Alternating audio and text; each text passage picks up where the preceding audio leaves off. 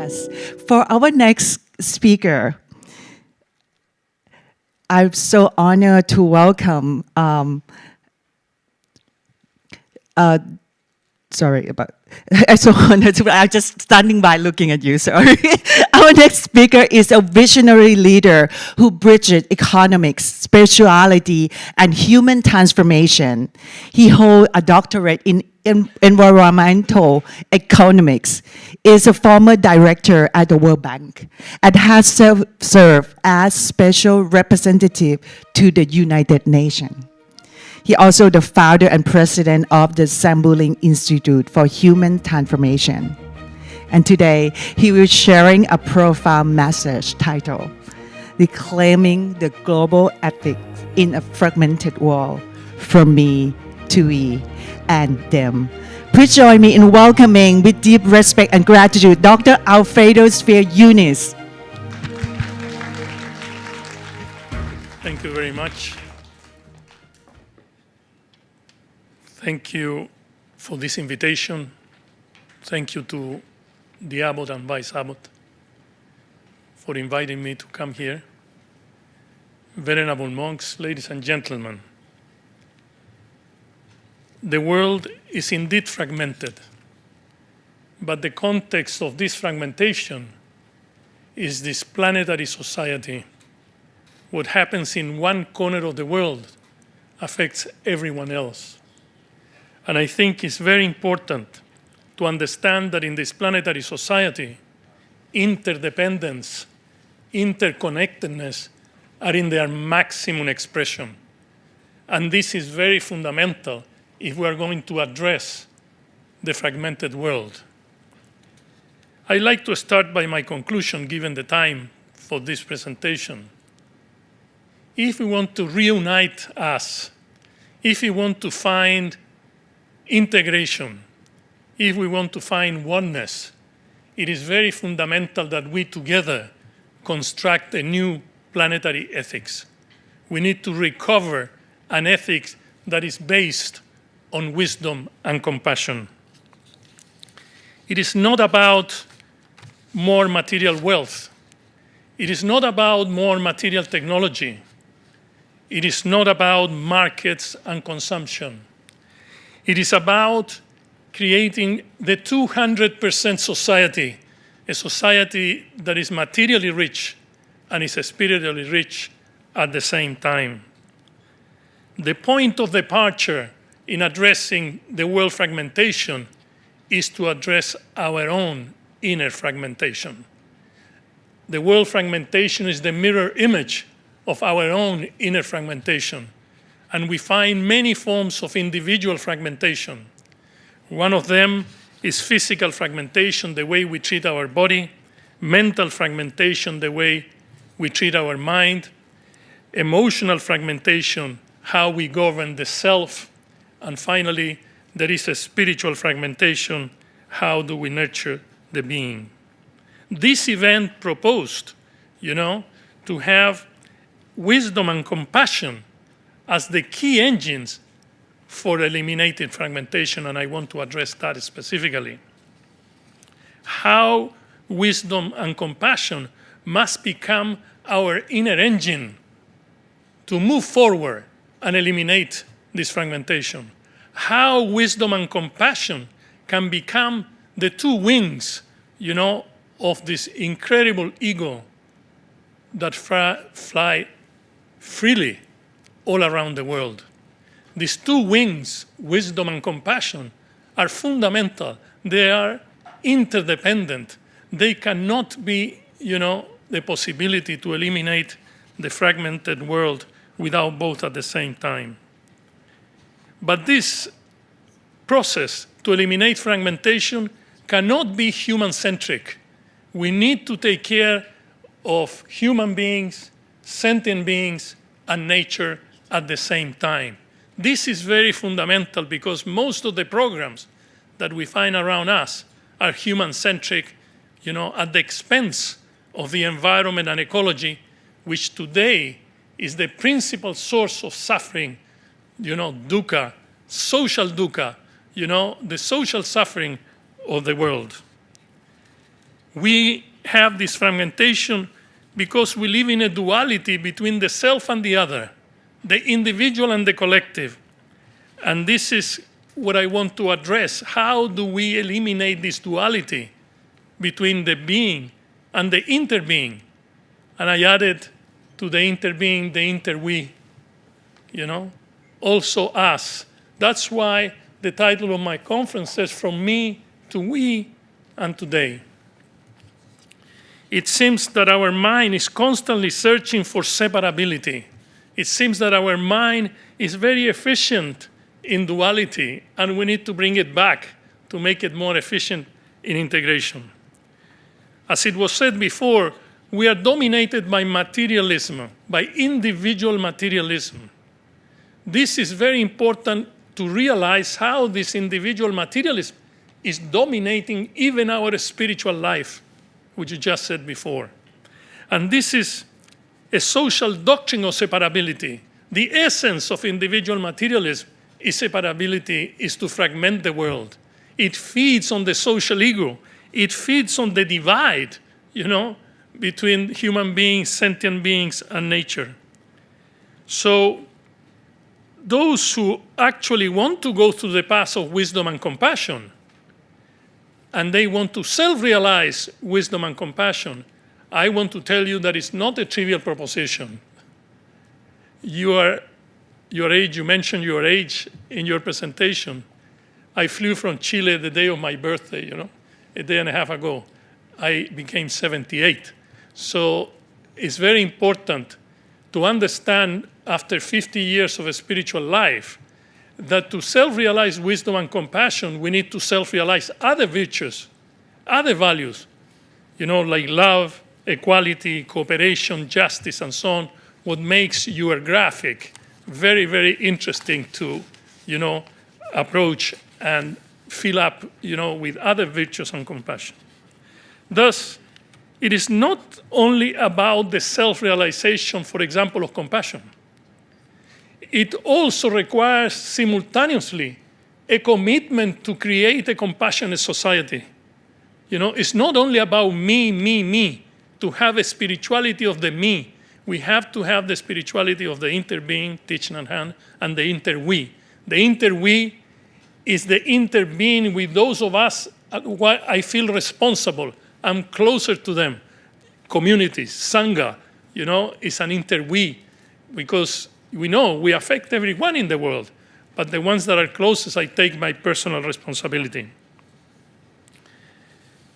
I would like to go to a second point, which are more or less and very quickly the attributes of this fragmentation, because we cannot stay in the theoretical level. And I would like to start by saying that we enter globalization with an economic identity. I remember asking my Chilean fellows, why are you having this free trade agreement with this Buddhist country? And they say, we don't know, but we can import Buddhas for free, without taxes. There was no really concern about the culture, the spirituality, the religion, the faith. It was interested about economics. And this globalization, which is an economic globalization, has taken our values, has taken our belief, because we are not only trading goods and services, we are trading everything. And now it's interesting that 2025, I gave my first speech at the United Nations in 1996, when I just went to the General Assembly in 1986 as a World Bank representative to the UN. And I said, what speech should I have? And it was in front of a panel of people, and I said, I will speak about the spiritual dimensions of globalization. And when I said I would like to speak about the spiritual dimensions of globalization, the fellow critics said, is the World Bank a religious institution? What the hell are you talking about? You came here to do religion at the United Nations. There was a lot of confusion among thousands of people sitting there that day. But I said to them at the time that the fundamental reason, to get rid of this problem with globalization, we needed to have more transcending in ourselves, to take these eyeglasses of materialism and understand what is in the next side of the road that we couldn't see. Today, I also say that it needs to be brought together different laws that dominate life, like the law of karma, the law of interdependence, the law of correspondence, and the law of the feminine, and many other spiritual laws. It's not only transcending. So the attributes of fragmentation, I list them quickly. I will not delve into them. One is political polarization, the weakening of democratic institutions, economic inequality, injustice, social isolation and loneliness, the disease of the soul, not only mental health. We have a problem with, soul health. The weakening of our institution. We don't trust in our institution. The environmental destruction we're willing to do. The educational fragmentation that is weakening the capacity of countries to accumulate wisdom. The lack of belonging. And today, many people answered to some of the call and said, Alfredo, I don't really care. So I'm happy to be here. Because if we are here, it's because we do care. And we are willing to do something beyond. The path to elimination of fragmentation, the Buddha, in the text, in the canonical text, provides 4 ways to deal with this fragmentation. I will not go into depth, Mongurin, because of the time, but one of them is that fragmentation is a state of being. Liberation is a state of being. Integration is a state of being. So the Buddha says, you have to attain very high levels of transcending through meditation, yoga, and so on, to be able to find that unity. Otherwise, it is impossible to go in the path of integration. The second method of the Buddha, it says there is a series of forms of consciousness, but one of them nobody's teaching these days. He called it container consciousness. Because the energy of spirituality is like an upside-down funnel. You do your individual consciousness work, you do the collective consciousness work, but between the silo and the mouth of the funnel, there is a state of consciousness the Buddha teaches us, which is capable to contain both the individual and the collective to eliminate duality. The third method that the Buddha teaches to deal with fragmentation has to do with managing the karmic endowment, the stock of impacts of our action during all our lifetimes, all the people around the world, and this karmic endowment is responsible for this fragmentation. We are fragmented because the outcome of the stock of karma we have leads to fragmentation, so we have to change that path. And the fourth method is very interesting, that it has to do with the million of identities, artificial identities, secondary identities we take together for ourselves, be it nationality, color, gender, religion, whatever this, the Buddha says that these, secondary identities, not the identity of the self, not the identities of, our inner self, they are stopping us, from getting into integration of the self. Remember that I said that our individual, the world fragmentation is a function of our own inner fragmentation. The title of this event also deals with wisdom and compassion.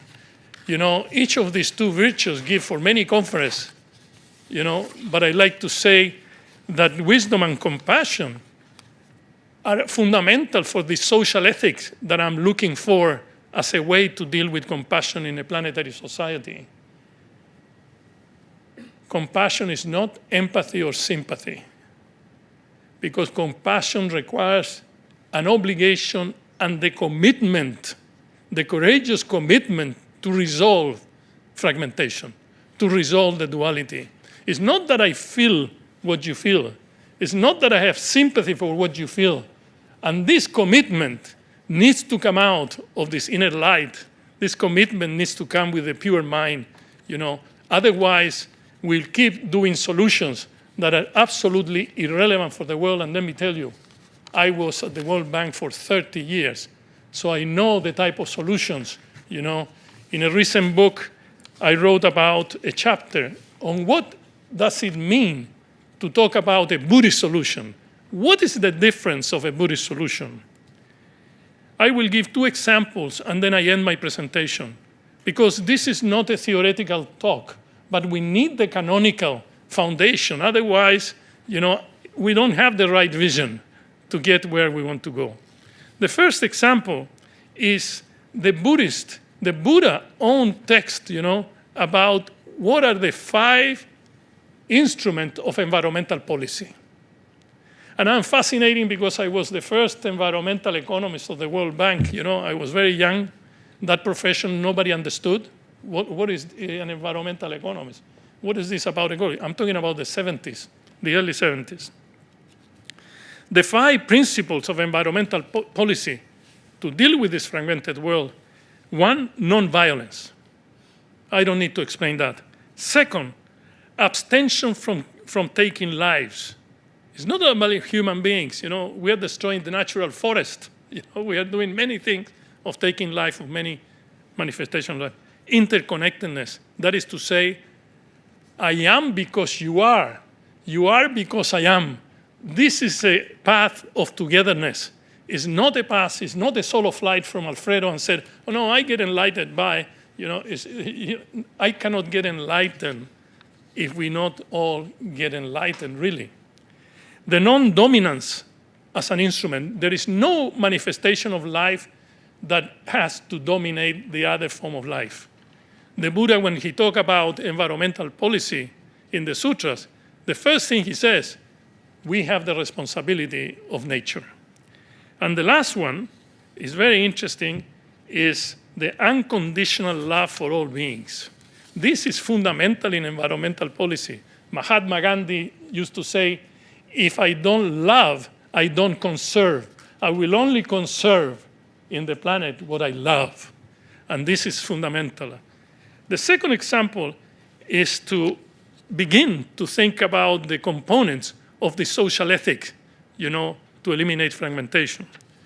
One is to understand the totality of life. This is not just a phrase. It took me many, many years to self-realize, not to talk about it, that Mother Earth is a being. You know, it's a very, very fundamental path in my life. Total interdependence, to take care of what it has been created. We are not the owners of the planet. The future generation also has right. There has never been a right to destroy, and human and spiritual values matters. These 6 or 7 elements are the sort of the tip of the iceberg of a social ethics to move the world into integration. Let me end now. First of all, I must say that it's our obligation, not our choice only. It's our obligation that we need to eradicate suffering in this planet. The suffering, not only the emotional suffering, the suffering provoked by economics, provoked by politics, provoked by social, provoked by institutions, provoked by businesses, and so on and so forth. Wisdom and compassion work together. But you can choose other. You remember I said that to self-realize wisdom and compassion, you need to self-realize other virtues and values. Well, choose that virtue or value for which you think you have comparative advantage. I do seminars on this, and people say, no, Alfredo, I like to take justice. You know, I like to take cooperation and so on. But start now, today, practicing, because as you go up the pyramid of virtue, in a sense at the top, you will self-realize all virtues. But there is something you don't need to be religious, to be Hindu, to be Buddhist, to be nothing, or PhD or master degree to do right now, which is seva, service, unconditional service, and do merits, boon. This I was taught by the abbot and the vice abbot when I met them 25 years ago. I asked them, how should I educate my grandchildren? And they told me, the only thing your grandchildren need to know is to know how to make merits. So when they go to my farm, they're doing all the time merits to understand that they don't need. They are really tiny young boys and girls. The other thing is that we need a new social doctrine. We need a new social doctrine that is capable to eliminate individual materialism. Today in the world, there is a big gap in social doctrine because globalization collapsed.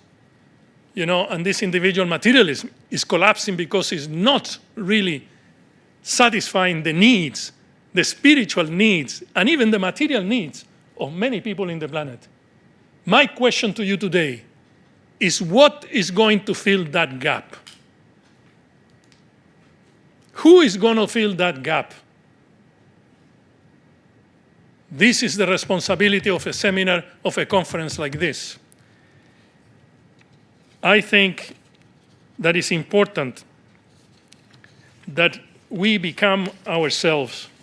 It's important to understand that it's up to us to eliminate the world fragmentation. It's not up to institutions. We're waiting for some institution to take a step to integrate the world. This is the wrong approach.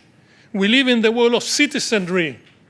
For the first time, we are all connected. Look at what happened in Nepal. The young people, through connectivity, they brought a revolution in Nepal and even elected the new president of Nepal.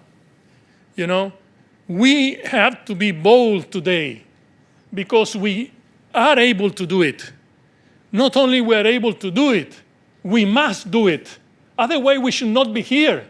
This is not the point to have another lecture, to have another speech, to have another beautiful word. It is the moment of action. So to end, I ask you, how do you want to be judged by future generations?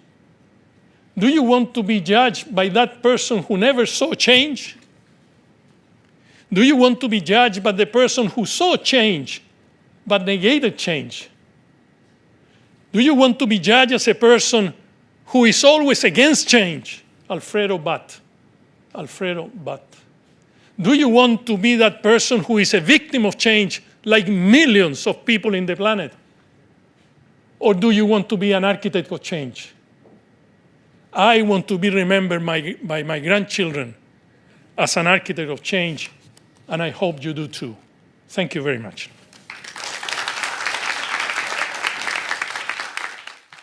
Wow.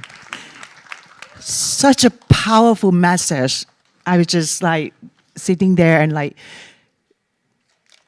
it is up to us, right? All of us to take this chance. Thank you so much, Dr. Alfredo, for your powerful inspiration. I'm so grateful to be here and listen to all these 3 extraordinary speakers. And now,